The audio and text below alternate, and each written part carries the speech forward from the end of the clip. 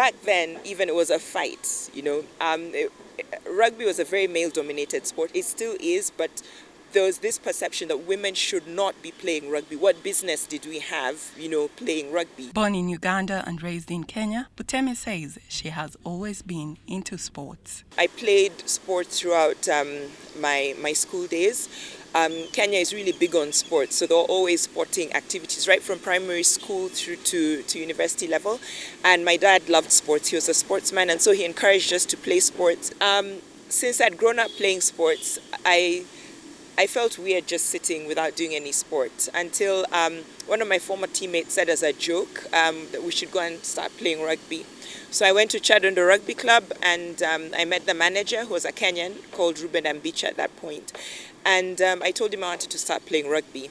And the people around were like, women don't play rugby, But he was like, no, she can play. We have touch rugby on our non-rugby training days, so she can join in with the other guys who are playing touch rugby.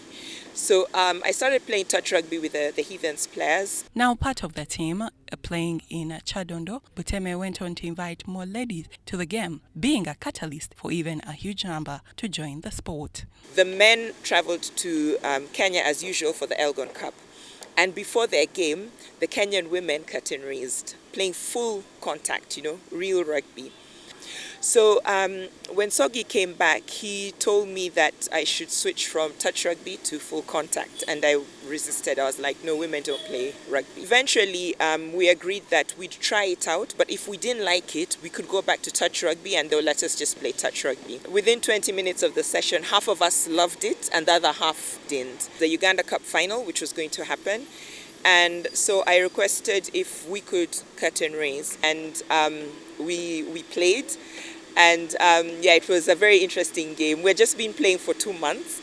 So things weren't quite 100% what people thought should be happening. But we enjoyed it and the crowd enjoyed it. It was something different. And fortunately for us, WBS was there to cover the men's game.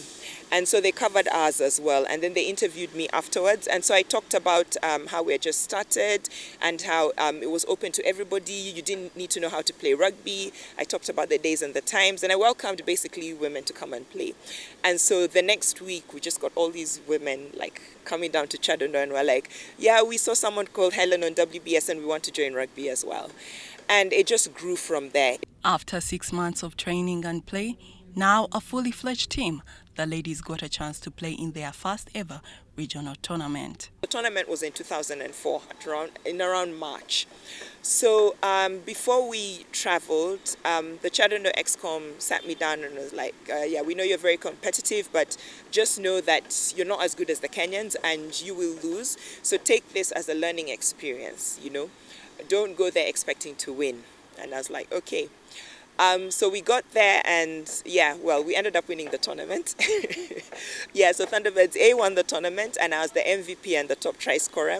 And then Thunderbirds B finished in 3rd position. From Kenya, women rugby in Uganda continued to grow, with the women's team making its first World Cup appearance in 2009. First ever Women's World Cup held alongside the Men's World Cup in 2009. And then they now pushed for African countries to get involved. And Uganda and South Africa were 2 of the countries which they were pushing for. So Uganda got to host the African qualifier. And they were going to take 2 countries from Africa.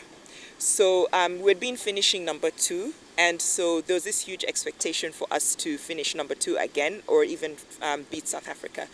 So it was huge. The pressure was a lot. And we almost blew it because we lost to Tunisia in the pool stages. But luckily we met them again in the semi-finals and then we beat them. And so by getting to the final, we qualified for the World Cup. And we made history in Uganda because we're the first senior team to qualify for a World Cup ever in the history of Ugandan sport. Apart from the Lady Rugby Cranes being the first senior team to make it to the World Cup, there have been more achievements in women's sport since 2003.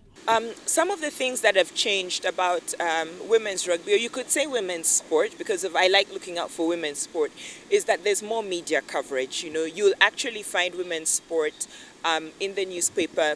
Sometimes they'll even get the back page headlines, yet previously it was very, very difficult for that to happen. And then even women's personalities. People can talk to you about the different personalities in sports. People can have debates about different players from different sports because they're reported about or they've seen video clips about them.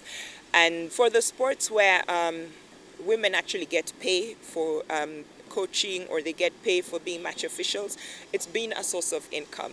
Girls who've been able to study through primary school, through secondary school because of bursaries, sports bursaries, athletics, football, netball primarily. Rugby has also just started giving bursaries in. Like I run an organization called Rugby Tackling Life where we use rugby as a tool for social change, you know. So we use it to mobilize within the community and we use it to help break social barriers. What can be done to better or to build on what has already been done? About how they're approaching women's sport, because a lot of the time it's just like kind of ticking the box. Yes, we have women's sport, women are playing, but there's nothing really intentional about it. It's just to say, yes, we have women playing. So there needs to be a focus on how are we developing female coaches? How are we developing female officials? Is there mentorship? It's okay to run courses, but after you run those courses, what opportunities are you putting forward for these female officials and these female coaches? At least pay the female officials and pay the female coaches. And actual investment, many women's teams don't have sponsors. Proper safeguarding policies put in place across all women's sport, invest in the women, and we will definitely be even better in sport. We celebrate the far women's sport has come, but there is more to be done and hope more changes can be done to grow women's sport in Uganda and the world at large. Grace Joyce Kemigisa, UBC News.